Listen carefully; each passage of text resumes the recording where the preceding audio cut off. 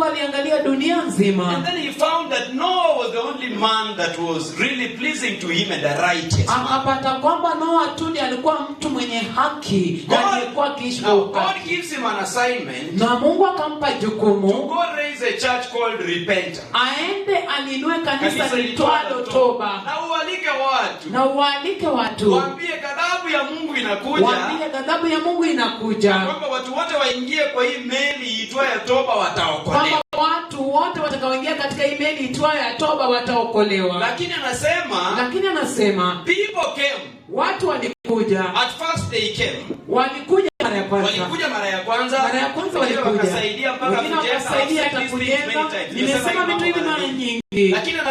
Lakini anasema because God wanted to test the waiting in their heart. Lakini kwa sababu Mungu alitaka kujaribu kungojea kwao kwa mioyo yao. He delayed for 10 years. Alichelewa miaka 10. 20 years. Miaka 20. 30 years. Miaka 30. 40. Miaka 40.